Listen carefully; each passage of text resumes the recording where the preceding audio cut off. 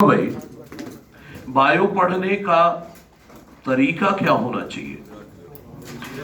सबसे पहले तो बायो में क्वेश्चंस लगाओ, लेकिन लिमिटेड लगाओ। मतलब ये कुछ लोग होते हैं ना, इधर उधर की किताबें लगाते हैं, यूजलेस। बिल्कुल नहीं लगाना चाहिए। बायो में सिंपल सी बात है, अगर आपकी थ्योरी स्ट्रांग है, क्वेश्चन कैसा भी आए बन जाएगा। थ्योरी क्वेश्चन करो, लेकिन लिमिटेड करो। ये नहीं कि फिजिक्स केमिस्ट्री में जैसे न्यूमेरिकल ढेर सारे करते हैं वैसे बायो में भी लग जाए। नहीं, बायो में थ्योरी पर ज्यादा फोकस करें। अगर थ्योरी आती है तो क्वेश्चन बनेंगे। मैं सिंपल सा लॉजिक देता हूं लोगों को। आपने मान लो बहुत मेहनत करी, 1 लाख क्वेश्चन प्रैक्टिस कर लिए बायो के। अब उन 1 लाख क्वेश्चन में से कितने क्वेश्चन आ जाएंगे नीट में?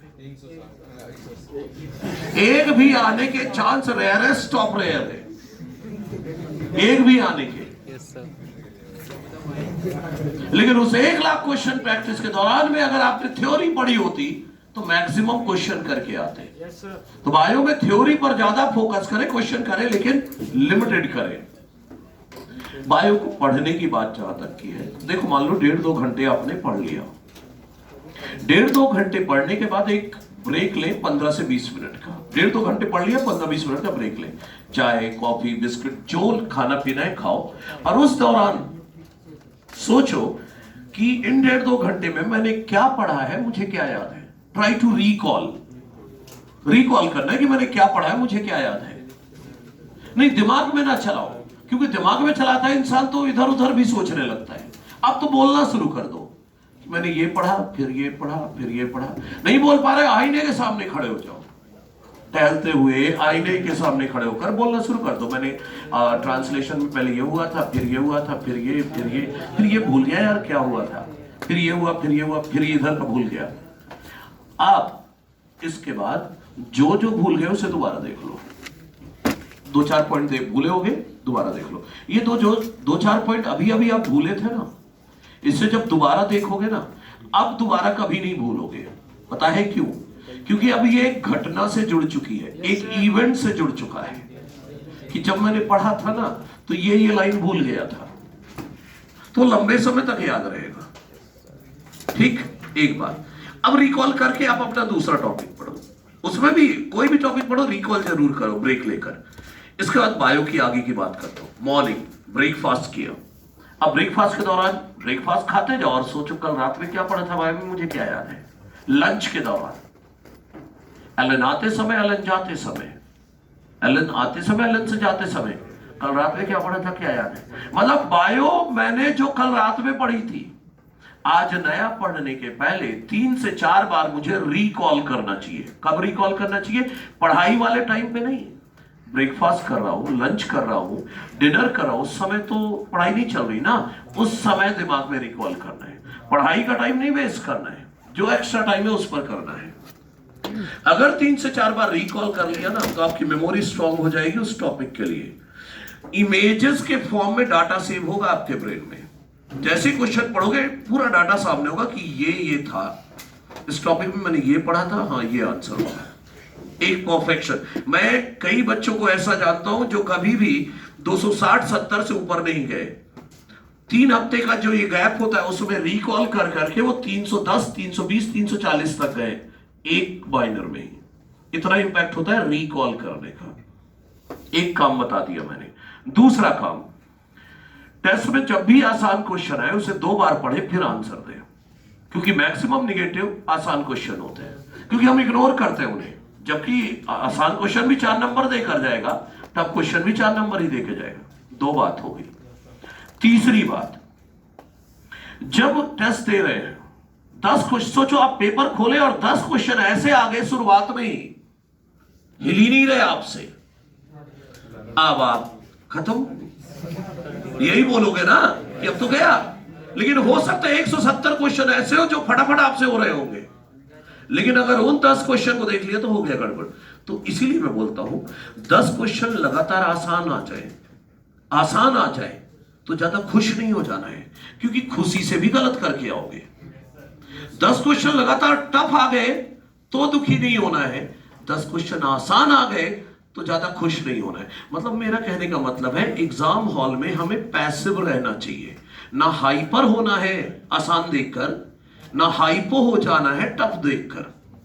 हमारा काम है कि ये टाइम जो दिया गया है, एक प्रोजेक्ट है 3 घंटे का, आगे ये खत्म कर लेंगे, बाद में सोचेंगे। दुखी खुशी एग्जाम हॉल के बाद जाहिर करनी, एग्जाम हॉल के अंदर नहीं। अगर ऐसा कर पाए तो बहुत अच्छा हो जाएगा। ठीक।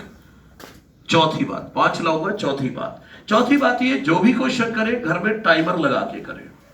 फिजिक्स केमिस्ट्री में 1 क्वेश्चन पर मिनट, बायो में 2 क्वेश्चन पर मिनट, टाइमर लगाकर ही क्वेश्चंस करें। और लोग बोलते हैं कि सर पहली बार कर रहे हैं, कैसे हो जाएगा? लेकिन भाई जब नीट देने जाओगे तो वो भी क्वेश्चन पहली बार ही आएगा, तो ये बहाना नहीं करना है। पहले दिन जब करोगे ना फिजिक्स केमिस्ट्री के क्वेश्चन, पहले दिन 10 मिनट में 2 ही 3 क्वेश्चन हो पाएंगे। लेकिन फायदा क्या होगा? देखो, पहले दिन 2-3 हुए, टाइमर पक्का सामने रखो और जानबूझ के हर क्वेश्चन के बाद देखते रहो कि कितना टाइम हो गया। तो जो नर्वसनेस एग्जाम हॉल में होती है ना कि टाइम खत्म हो रहा है, वो घर में फील होगा। पहले दिन 3 होंगे, अगले दिन 4 होंगे। इसे हमें 10 तक लेकर जाना है फिजिक्स केमिस्ट्री में, बायो में 10 मिनट में 20 क्वेश्चन तक जाना है। तो वो जो नर्वसनेस एग्जाम हॉल में हर 3 हफ्ते में एक बार फील करते हो आप, 3 हफ्ते में एक बार फील करने जाते हो वो नर्वसनेस को।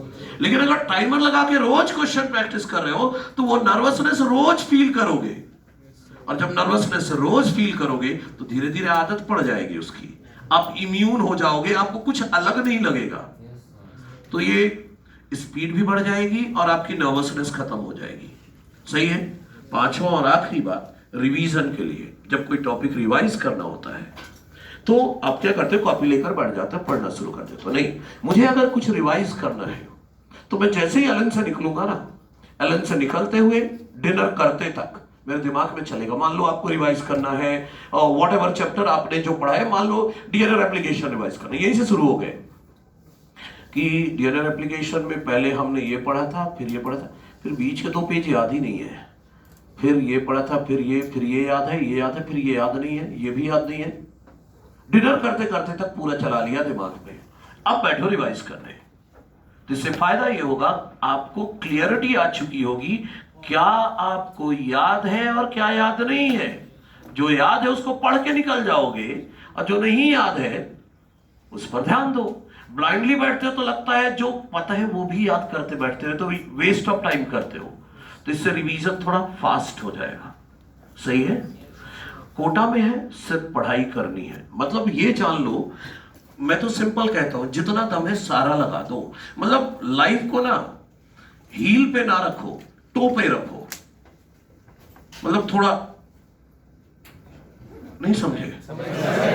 मतलब लाइफ को लग्जरी में ना रखो, कंफर्ट जोन से बाहर निकलना होगा। हम क्या करते हैं कंफर्ट जोन में, यार पढ़ लिया बस नींद आ रही, चलो सोते हैं, ये होता है, चलो ये करते हैं। नहीं होना चाहिए।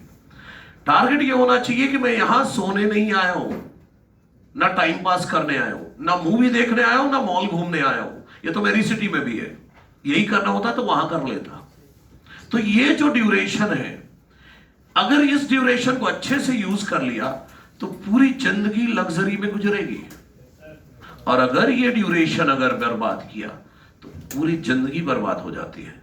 तो सिर्फ ये पर्टिकुलर टाइम तो थोड़ा सा टफ टाइम है, थोड़ा सा यूज कर लो इसे।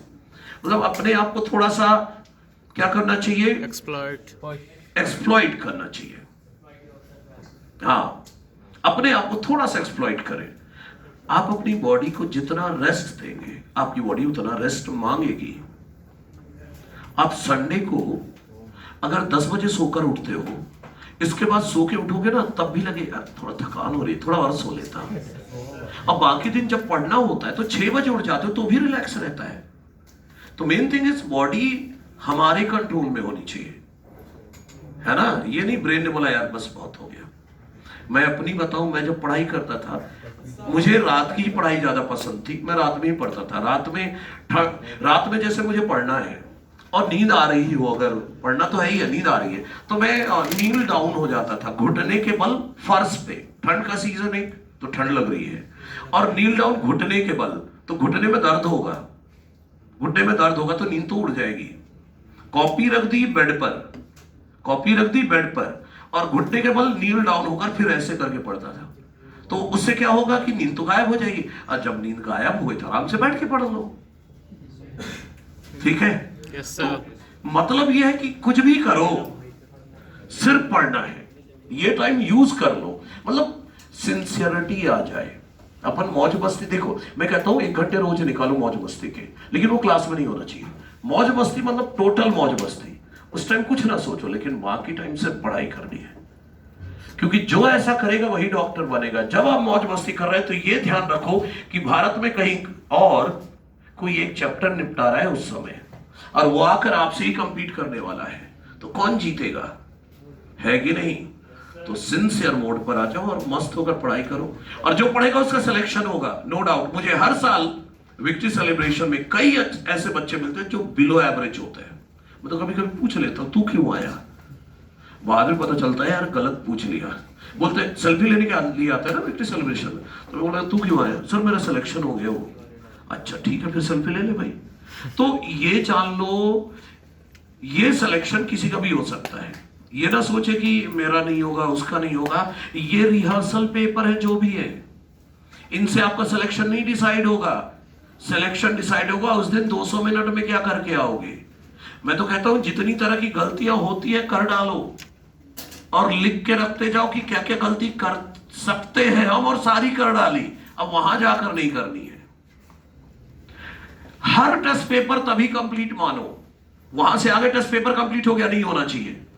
टेस्ट पेपर देखकर आने के बाद जब आंसर की मिल जाए आपको, एनालिसिस करो उसकी, कॉपी में लिख, पेज में लिखो क्वेश्चन नंबर 1 अच्छे से नहीं पढ़ा इसलिए गलत हुआ, क्वेश्चन नंबर 5 न्यूमेरिकल अप्रोच गलत लगाया, कॉन्सेप्ट गलत लगाया, क्वेश्चन नंबर ये गलती कर दी इसलिए गलत हो गया।